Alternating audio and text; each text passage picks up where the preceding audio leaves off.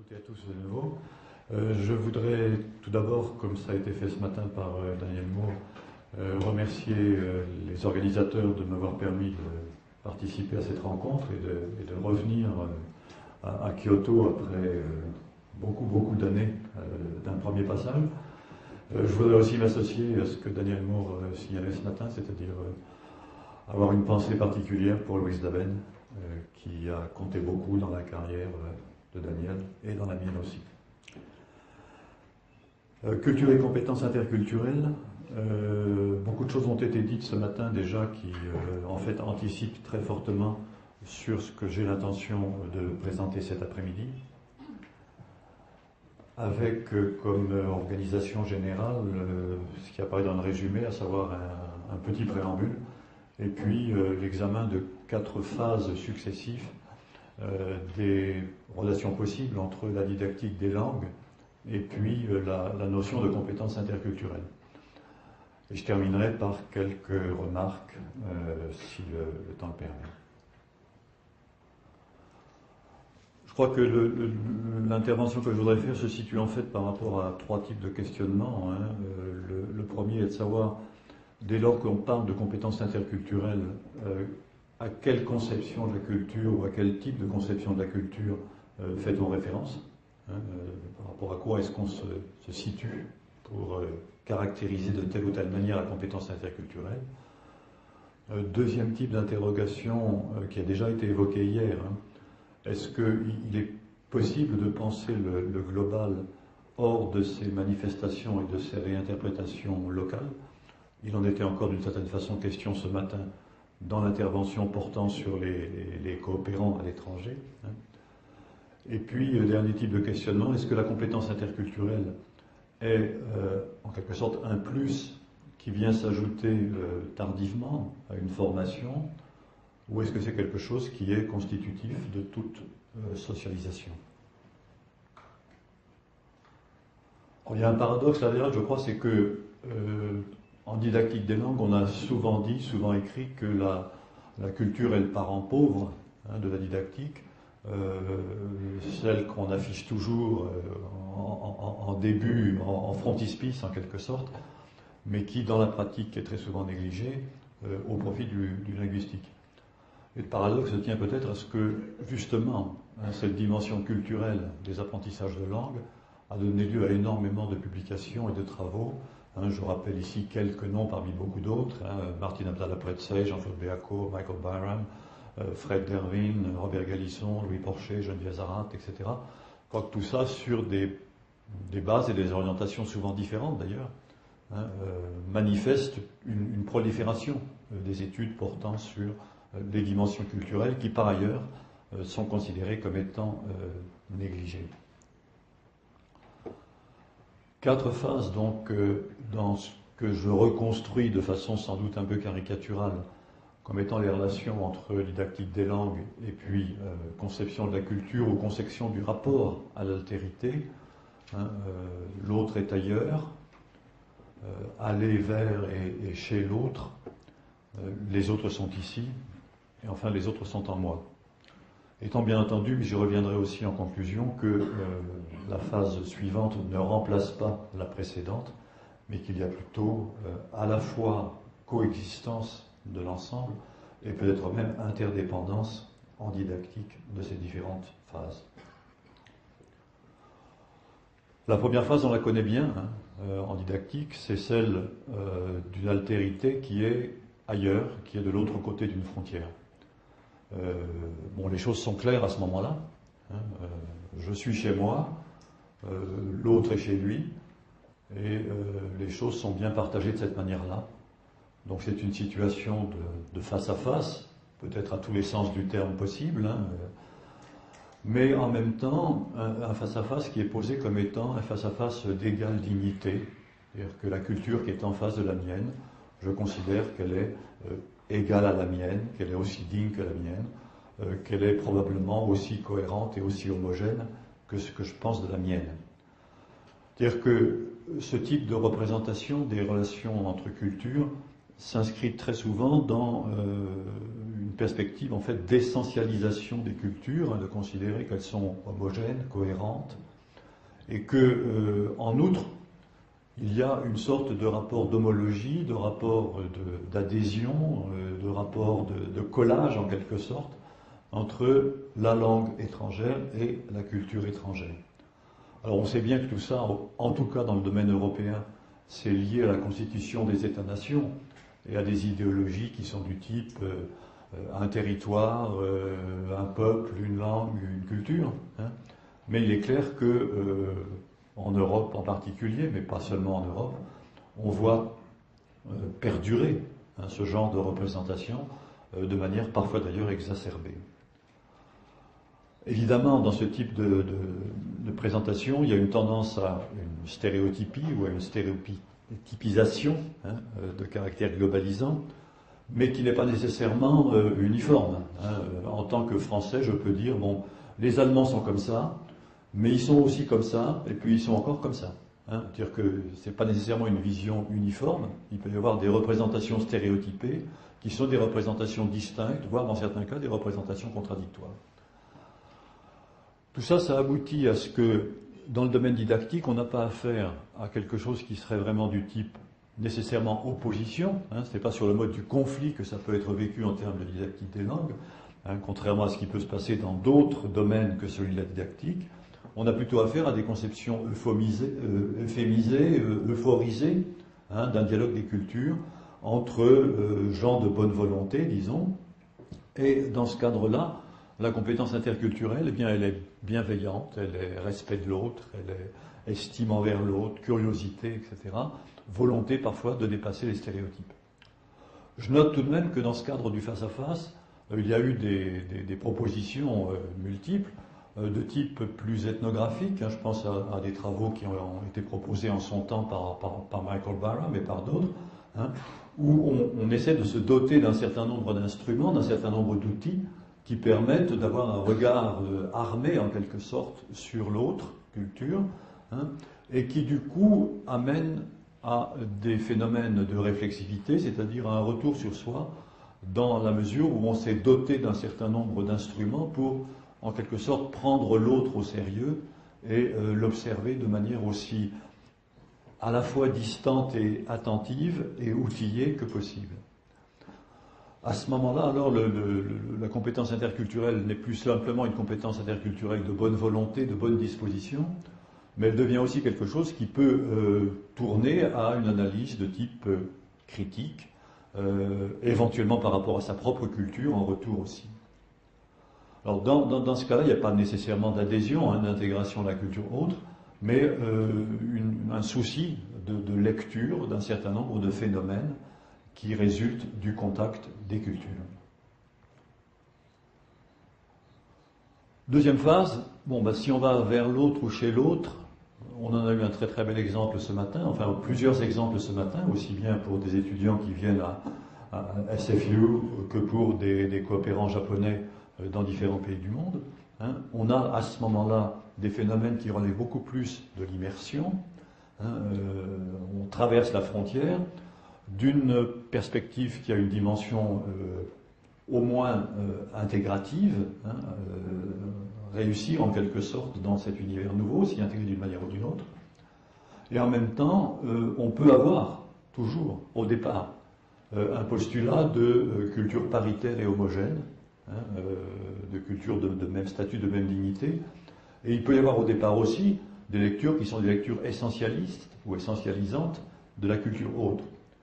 Mais dès qu'on est en situation d'immersion, il est clair que cette position initiale de type éventuellement homogénéisant de la culture étrangère va se heurter à des expériences multiples, agréables ou désagréables, et qu'on va se trouver dans une position, disons, de décomposer en quelque sorte la culture étrangère en fonction des expériences qu'on en aura.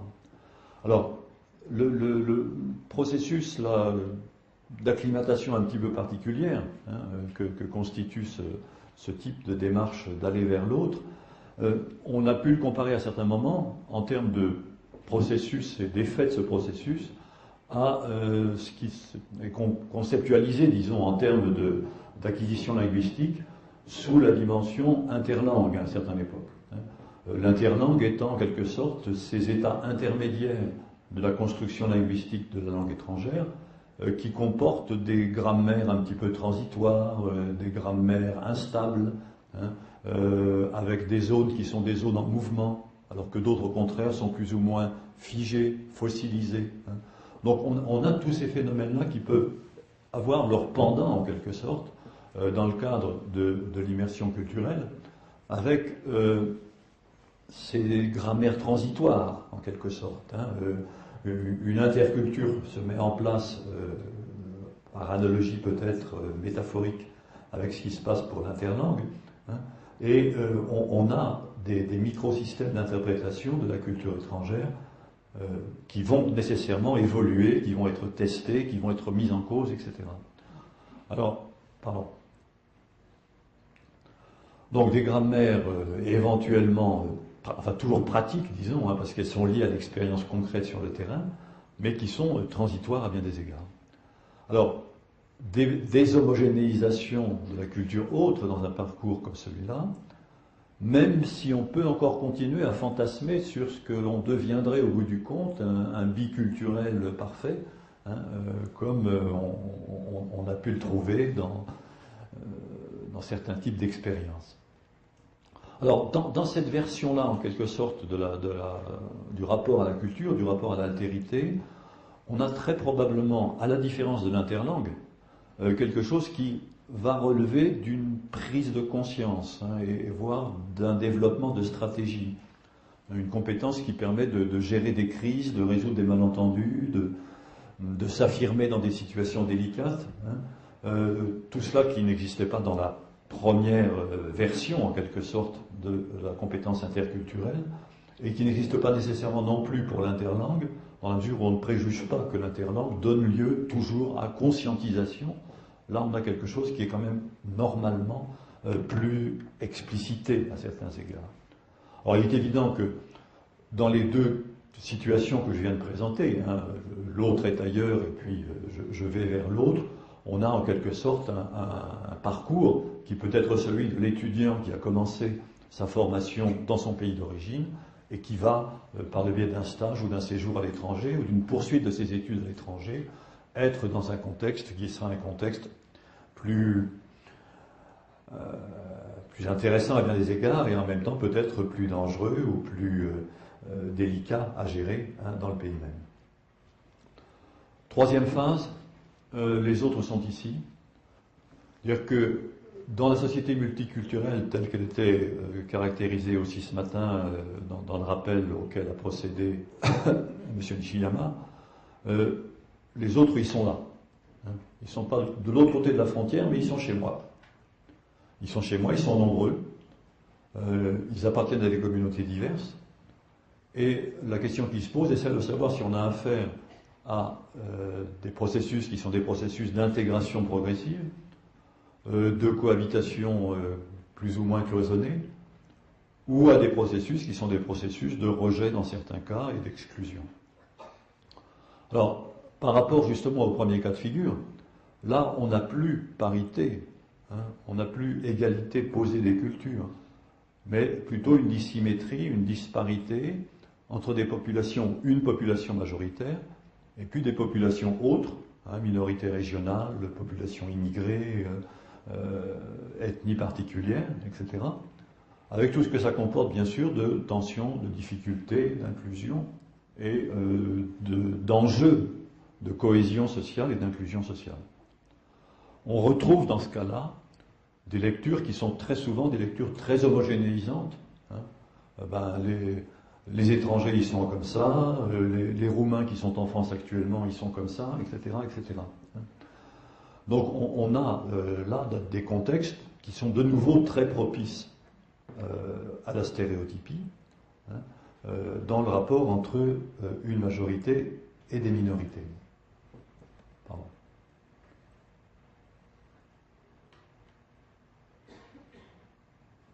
Alors, dans ce type de phase, il est clair que l'école a un rôle tout à fait central, c'est pas la seule bien sûr, mais dans ce que peut être un travail d'inclusion par une forme d'éducation interculturelle, telle que des gens comme Louis Porcher, Martina Dahl-Pretzel, etc. ont pu la caractériser.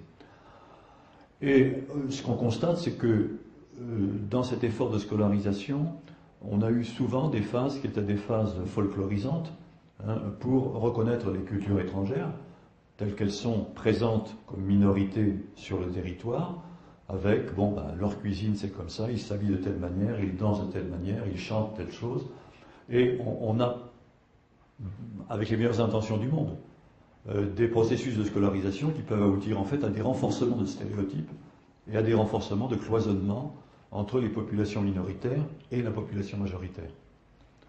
Alors, par rapport à la compétence interculturelle, ce qui est frappant là, c'est que ceux qui ont besoin d'une compétence interculturelle, ce sont les minoritaires en la circonstance. C'est-à-dire que les majoritaires ne considèrent pas qu'ils ont besoin véritablement de développer une compétence interculturelle pour aborder les minoritaires. Et ceux qui sont les moins bien armés, dans bien des cas, pour développer cette compétence interculturelle et qui sont le moins aidés, ce sont justement les minoritaires. On peut comparer bien sûr ça avec la situation qui a été décrite par des chercheurs comme De Svan ou comme Louis-Jean Calvet dans le domaine francophone, signalant que lorsqu'on parle une langue ultra centrale ou hyper centrale, on n'a pas besoin de se fatiguer beaucoup pour en apprendre d'autres, alors que lorsqu'on parle une langue très périphérique, on est condamné en quelque sorte au plurilinguisme. On a un petit peu un phénomène de ce genre, là je crois, dans les rapports entre population majoritaire et population minoritaire, quand on a affaire à la notion de compétence interculturelle. Dernière phase, les autres sont en moi. La formulation est peut-être un petit peu brutale, mais je pense qu'elle a été éclairée par la façon dont les questions d'identité ont été abordées ce matin, identité plurielle dans ce que disait Daniel Moore, et puis l'impression d'appartenir en quelque sorte à plusieurs espaces identitaires dans le cadre de la présentation qui nous avait été faite par M. Sakuma. Alors, je crois que aussi longtemps qu'on a posé l'interculturel essentiellement en termes de rapport entre nous et eux, des entités complètement globalisées et puis stabilisées, on n'a peut-être pas suffisamment pensé justement ce qui se passe du côté des sociétés multiculturelles, avec le fait que dans la mesure où elles sont exposées à la globalisation, dans la mesure où elles peuvent comporter justement des minorités territorialisées, on a affaire nécessairement à des phénomènes qui sont des phénomènes de transmission, de translation, des phénomènes d'ordre transculturel, et qui ne sont pas nécessairement, qui ne sont presque jamais d'ailleurs, sur le mode de la réciprocité. Ça circule dans un sens, mais ça ne circule pas nécessairement dans l'autre. Il y a des rapports de domination qui s'exercent dans ces circulations transculturelles. Alors, ce qui m'intéresse ici, qui n'a rien d'original, c'est que la socialisation de l'enfant dans nos sociétés aujourd'hui est une socialisation qui va passer par le biais de différentes instances. Qu'il s'agisse d'un enfant de la majorité ou d'un enfant de la minorité, ça ne change pas grand-chose. De toute façon, il va y avoir des instances comme la famille, le groupe de pères, les autres enfants, l'environnement urbain ou l'environnement rural, les médias, l'école bien sûr à un certain moment, des communautés diverses, sportives, associatives, etc., religieuses bien sûr, qui font que l'enfant est exposé dans sa socialisation à ces différentes instances, mais que surtout, dans chacune de ces instances, un certain nombre de fonctionnements et de règles du jeu opèrent, tant du point de vue linguistique que du point de vue culturel. Les normes culturelles de la famille ne sont pas nécessairement les normes culturelles de l'école, ni les normes culturelles qui sont véhiculées par les médias, ni les normes culturelles qui sont partagées par les enfants du groupe de pères, etc., etc. Et, outre ces normes culturelles variables, il y a dans chaque cas aussi des spécificités langagières. Les règles du jeu langagier ne sont pas les mêmes dans la famille, surtout si c'est une famille à origine complexe, mais pas simplement dans ce cas-là, que dans le groupe de pères ou que, bien sûr, à l'école.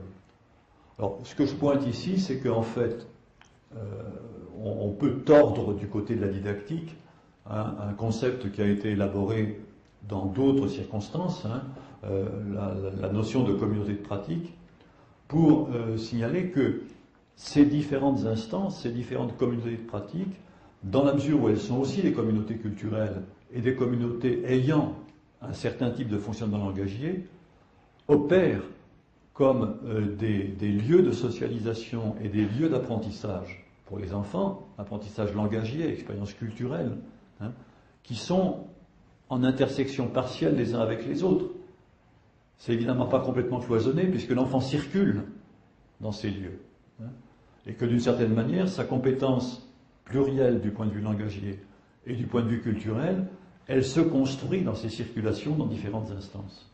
Ça n'a pas toujours été le cas peut-être dans des cultures ou des civilisations plus anciennes, mais il me semble que inéluctablement aujourd'hui, on a donc en fait dans cette circulation des apprentissages à la fois langagiers et culturels de la pluralité, et le fait que pour circuler, il faut bien d'une certaine manière avoir une compétence plurielle du point de vue langagier et aussi une compétence interculturelle qui s'ignore en quelque sorte, un peu comme M. Jourdain ignore qu'il fait de la prose depuis sa naissance, mais qui est nécessaire à tout processus de socialisation aujourd'hui.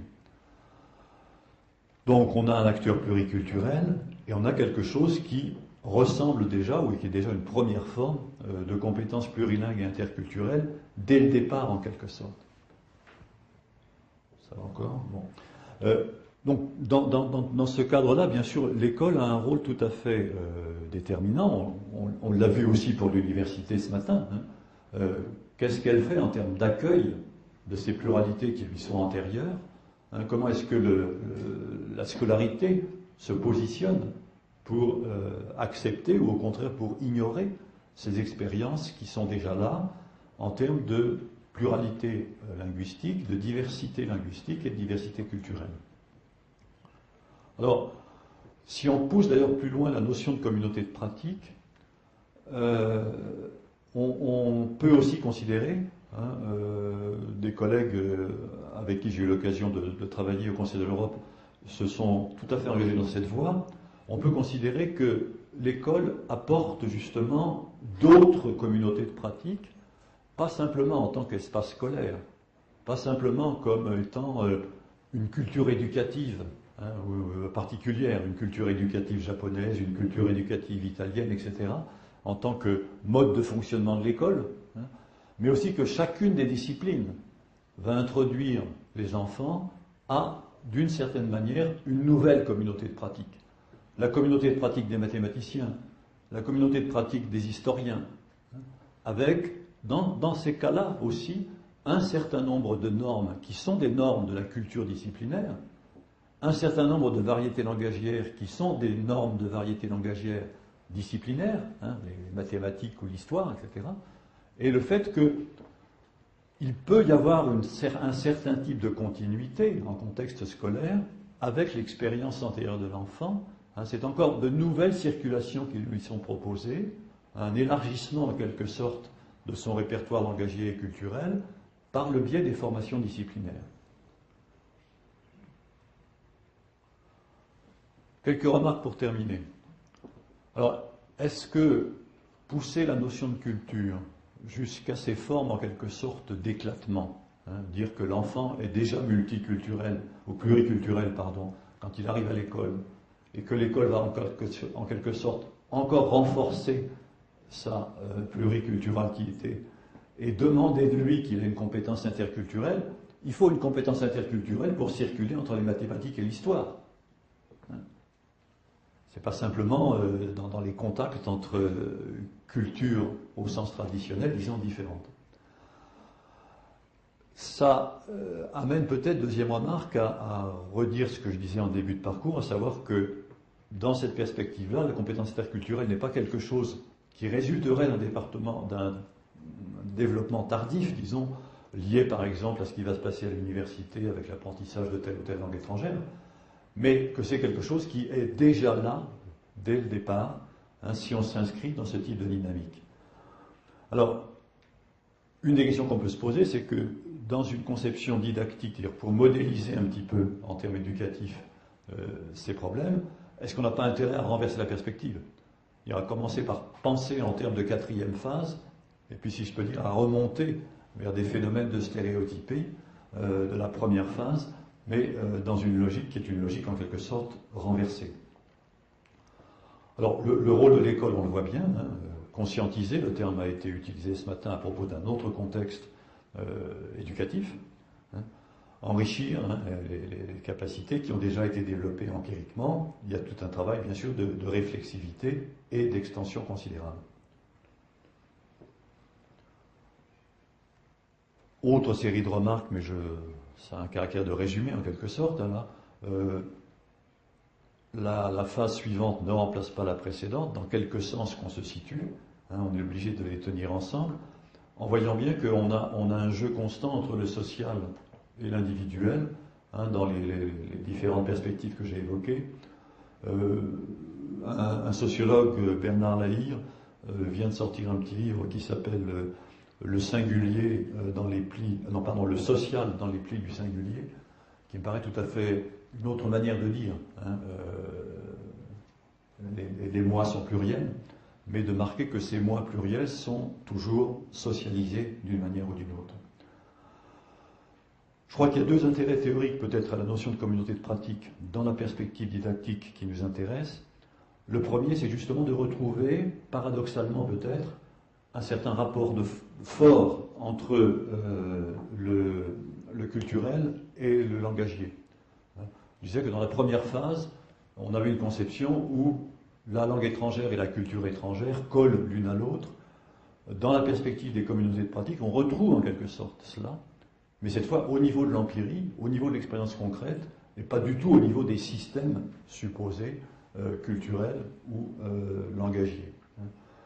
Et il me semble que dans une perspective justement de réconciliation et d'intégration entre le culturel et le langagier, cette perspective qui est nécessairement une perspective de la pluralité, hein, qui suppose qu'on aborde les questions didactiques en posant au départ c'est du pluriel, hein, permet de réconcilier en quelque sorte, de réunir le culturel et le langagier.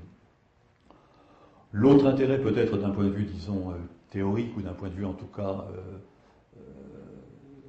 général et méthodologique pour la didactique des langues, c'est qu'on a là une façon de penser ensemble hein, des phénomènes qui sont des phénomènes de socialisation, des phénomènes d'éducation, des phénomènes de construction des connaissances, hein, s'agissant des communautés de pratique que peuvent être les disciplines scolaires, et puis de penser aussi les relations entre l'école et son environnement, dans la mesure où on a une continuité en quelque sorte de la conception qu'on se donne. Alors, c'est peut-être une satisfaction, disons, gratifiante et qui ne signifie pas grand-chose, mais il me semble que si on s'intéresse vraiment au questionnement didactique, on a là des pistes intéressantes à poursuivre. Pour conclure, je crois que on a évidemment tous présents à l'esprit maintenant l'argumentaire du colloque hein, sur les rapports local, global, mondialisation, communication, éducation plurilingue et interculturelle. Il me semble que ce que l'éducation à la diversité plurilingue et interculturelle devrait favoriser, c'est justement cette prise en compte des rapports entre global et local, qu'on a sans doute à travailler les questions de communication dans une perspective qui ne soit pas uniquement une perspective de performance et d'évaluation, comme c'est le cas de façon dominante aujourd'hui, y compris à cause du cadre européen commun de référence, mais qu'on s'inscrive véritablement ces questions de communication dans le cadre de la relation d'altérité, dans un monde qui est, le terme a été proposé hier, hein, glocalisé, d'ailleurs qui nécessairement combine le global et le local. Alors, il est clair, à mon avis, que la compétence interculturelle a à voir de façon très centrale avec ces enjeux, à condition de ne pas simplifier en quelque sorte ce qui est la complexité du concept, hein, et à condition aussi de ne pas le penser comme étant simplement un ajout, un supplément d'âme à la formation, mais une dimension absolument centrale de toute formation. Dans une perspective, le terme a été aussi évoqué hier je crois, de préparation à la citoyenneté, démocratique, participative, et puis à quelques niveaux, local, national, planétaire, constitue cette citoyenneté. Voilà. Merci pour votre patience et puis à votre disposition.